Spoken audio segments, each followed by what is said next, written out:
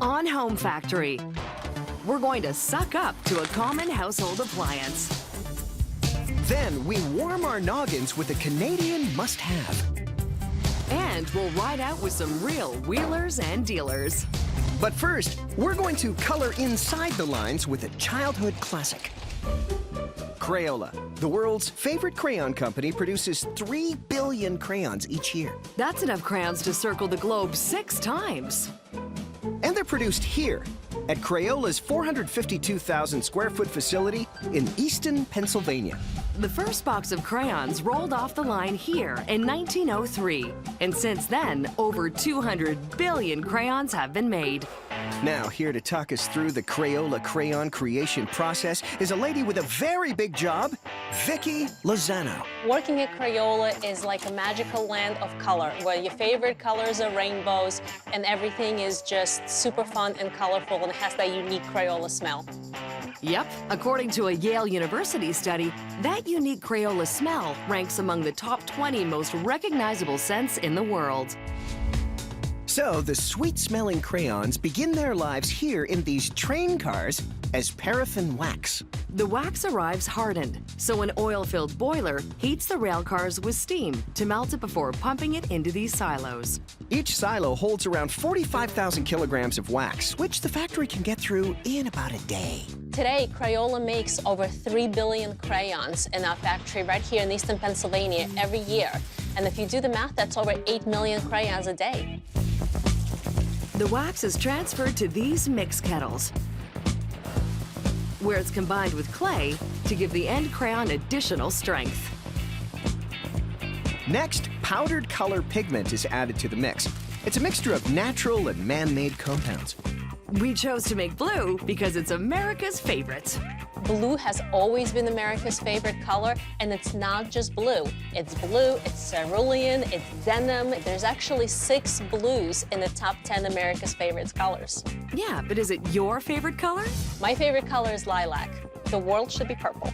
Sorry, Vicki, but majority rules. So the blue wax mixture is heated until it reaches a smooth liquid consistency. And then it's pumped via these pipes to a steel mold with 110 crayon-shaped cavities. An ejector head fills each cavity with wax. Then water inside the mold cools and hardens the wax into crayons. Those crayons are ejected into a cool robot arm. Whoa. It grabs and deposits them into a hopper to be labeled. 650 completed crayons are dropped each minute.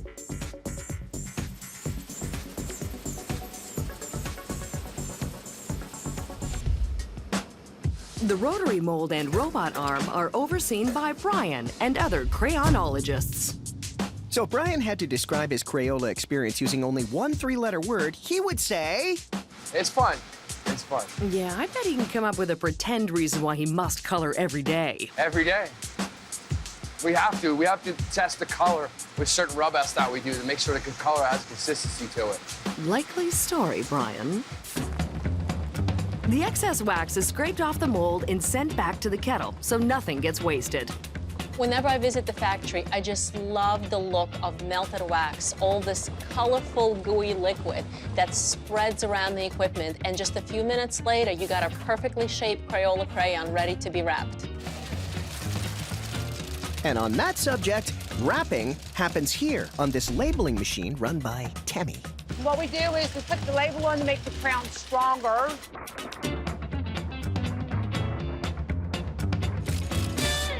There's one interesting fact about our labels. We make over 200 different colors of crayons, but we only use 13 colors of labels.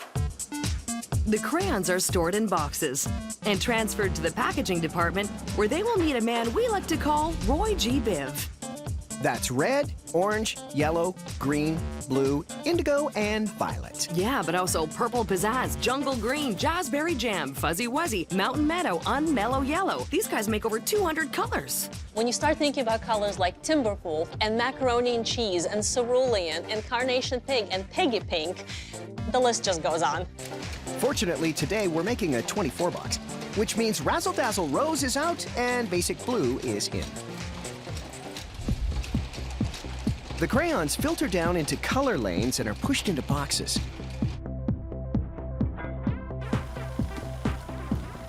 Those boxes are transferred to this spinning tabletop, where they're grabbed and boxed by factory workers. Crayola is in every church basement, in every school, in every house. What's amazing is that you can really find Crayola anywhere. Just imagine, from this central facility, these colorful crayons are shipped out to tiny hands all over the world. Where they're used to make amazing works of art for proud parents to hang on refrigerators. Aww. Hey, vacuum cleaners are sexy. Really? Oh yeah, this one is. It's the Metropolitan 500 Turbo stainless steel vacuum. A handheld home sucker, handmade in the USA, and handsome to boot.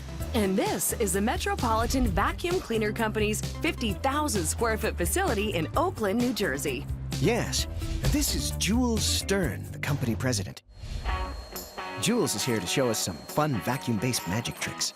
Now, for every 60 cents you pick up, the magic of this product is that you get a dollar bill. He also has another great vacuum cleaner joke. It really sucks. Wouldn't you say, Jules? I sure can't say it sucks, but I won't do that. Well, it was worth a try.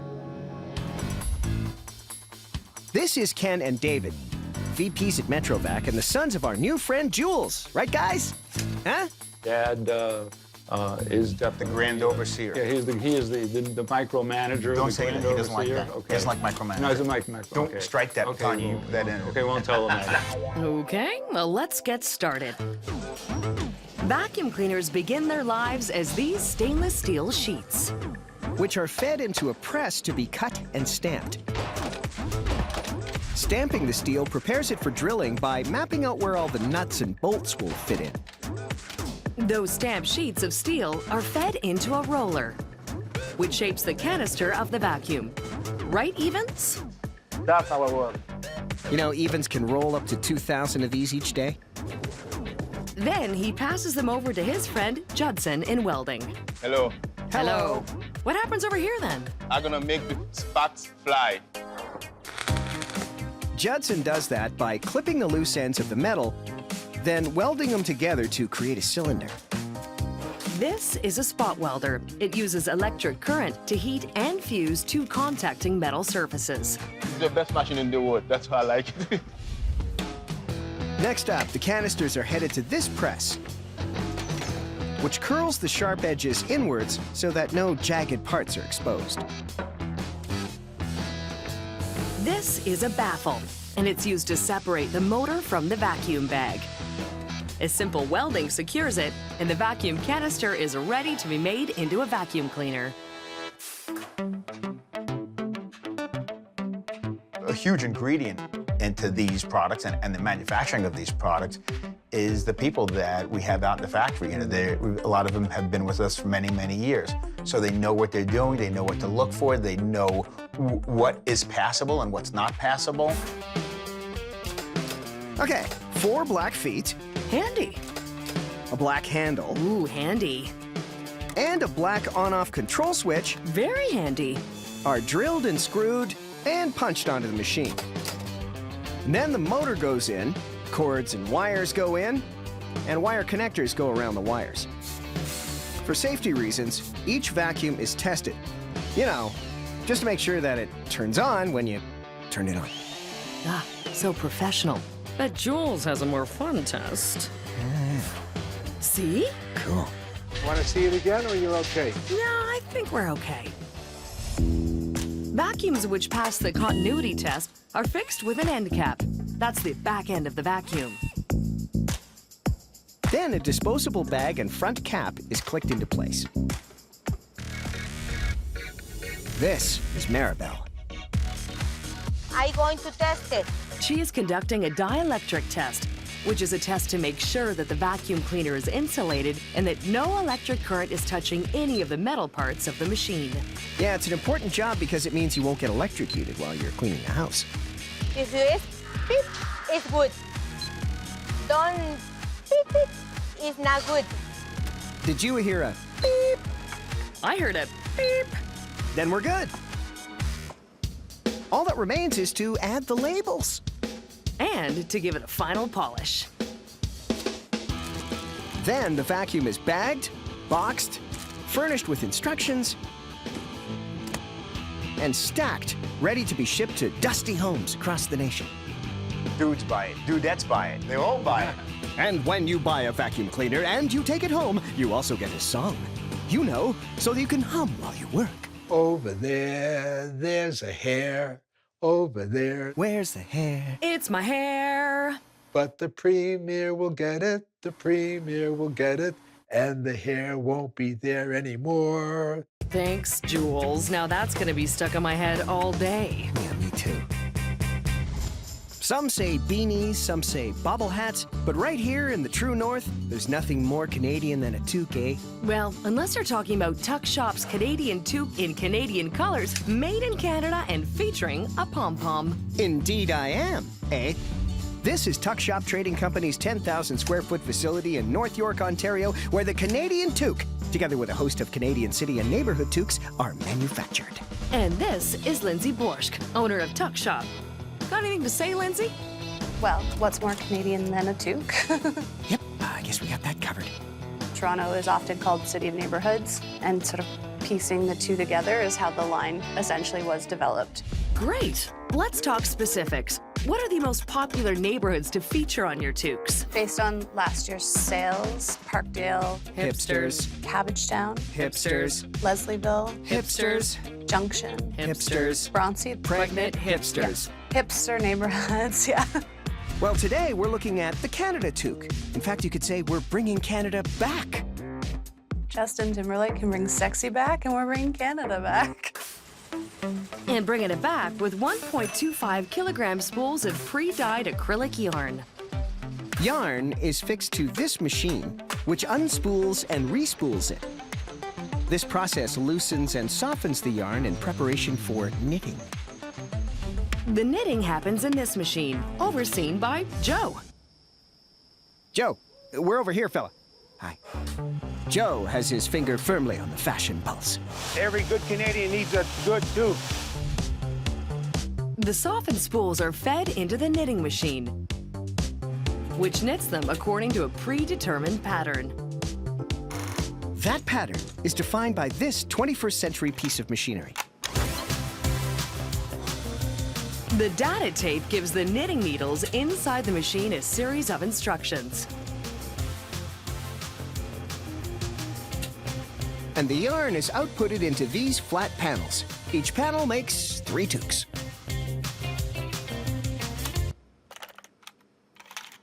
Those panels are laid on these 2-meter steaming tables by this lady named Kimone.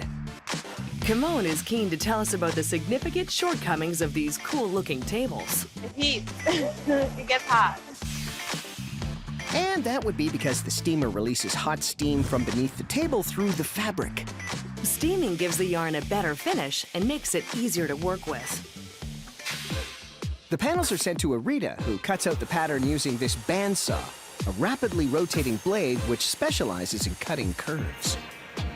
FYI, a scary machine like this requires some serious protection. It's not that special, it's just protecting my finger from, just not to get hurt and not to cut my finger. What is it?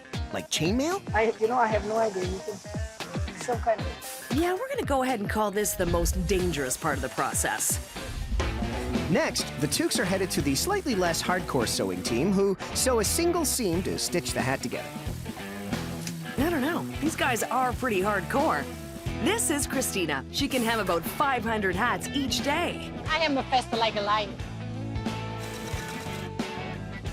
Okay, come on then, Christina. Let's see how the toque looks. Look what you make me do. Look what you guys make me do. Our work here is done.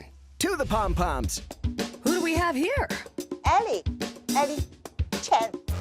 Ellie begins by making a pom-pom sausage. Okay. She uses a foot pedal to wrap yarn around this spinning barrel.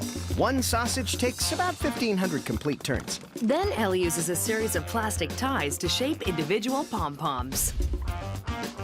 She snips the ends of those ties using this weird gun. The sausage is cut into pom-poms. And And then those pom-poms are fluffed with a steel-tooth comb and secured to the hat. Oh, and apparently the pom-pom is magic. We can squeeze the pom-pom, but squeeze like this, don't worry, shake it. The round pom-pom come again. This is a magic pom-pom. Okay, well, that was fun. And the toque is complete. How many are you guys putting together, Lindsay? The factory makes about 500,000 toques a year. Nice. And you ship to? Ship everywhere. You want a toque or a beanie? Americans. We'll get a toque. Fantastic. Well, as a wise woman once said, there's nothing more Canadian than a toque. Well, no, unless you got a Canadian man wearing a Canada toque in Canadian colors to sing the Canadian national anthem. Oh, Canada, our home and native land. Right. Or, for example, if you went to a Canadian house where there were several Canadian toques branded with Canadian place names worn by a Canadian child and 2 Canadian men, that would be about as Canadian as things could get. Okay, please stop. Gotcha. Thanks. Ah, is there anything better than riding a bike? The fresh air, the exercise. The helmet hair, the tight bike shorts. Yeah, it all screams freedom to me. So good thing we're heading for a spin to Worksman Cycle's 95,000 square foot facility in Queens, New York, where America's oldest bike manufacturer makes their classic Newsboy bicycle. And we're here to meet the Worksman president, Wayne Sosin. Any minute now. It's probably a traffic thing. No, here he comes. Come on, Wayne, put some leg power into it, buddy. And break. Anything you'd like to say, Wayne? We encourage everybody, get out, ride, feel the wind in your hair. That ride on the bike is an experience. The ride in the car is a chore. The bicycle is probably the greatest invention ever made. And if you think about it, it really hasn't changed in 100 years. It's a chain, it's wheels, somehow it's balanced, and you go. Well, to make a bike, you start by making the body, or frame of the bike. And to make a frame, you use this cool Pac-Man machine to cut steel tubes to size. That's right. Pac-Man is a cutoff saw, and he spits a light oil to lubricate the steel tubes before chopping them down to the sizes needed to make the bike frame. I love the smell of cut steel in the morning. Those steel tubes are hand-fed one by one into this machine, which bends them to the proper shape and angle. It takes 3.5 meters of steel to make one frame. Worksman gets through over 400,000 kilograms of steel every year, enough to make 25,000 bikes. 4 different sizes of pipe pieces fit together like a jigsaw to make a Newsboy frame, and they're assembled to make the body of the bike. And then the steel is off to the welders. They all ride bikes, right, Roberto? Huh? No, I'm driving. I got a car. Okay, fine, but this is where things get pretty hot. Muy caliente. Está muy caliente esto. Meaning hot, not sexy, right? Muy caliente. Sexy too. You know Spanish. The frame is brazed at a temperature of 760 degrees Celsius. Those gloves he's wearing are made from leather and Kevlar and can protect against temperatures of up to 1,000 degrees Celsius. Then it's over to Aubrey for a second weld. I'm gonna put that swagger, baby. I'm gonna put that swagger. Don't worry about it. This is the real deal. Aubrey hammers the pieces into place, resulting in a strong and safe bike frame to cruise around on. This is where the magic happens. Okay, now for the painting. And that's done by this artist named Louis. Yeah, I'm an artist. Louis sprays the frame using a spray gun. Each one takes about 2.5 minutes. When I paint the bike, we finish, we put in the urban. That's all I do. The frames are cooked in a drying oven for 30 minutes at 154 degrees Celsius. So while that's happening, let's go take a look at the wheels. The wheel rims arrive pre-made, and then 4 things happen. They're laced with spokes, tightened with a gun, balanced to get rid of any wobbles, and fit with a tire.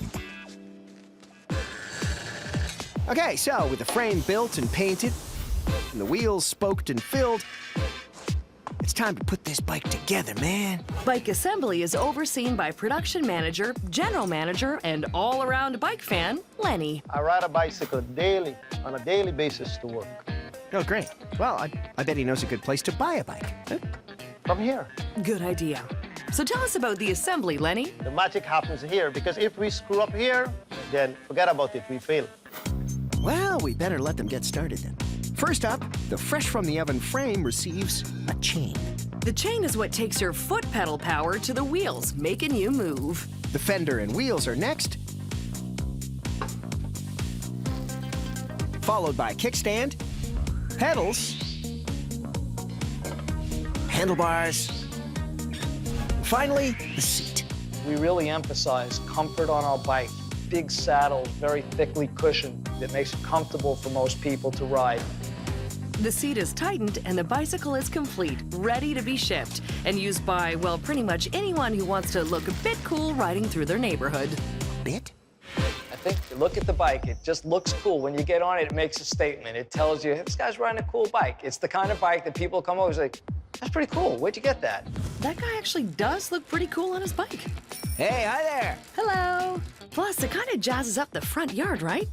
I mean, you don't really even have to ride it. Yeah, but with a retro rod like this, you won't be able to stop yourself.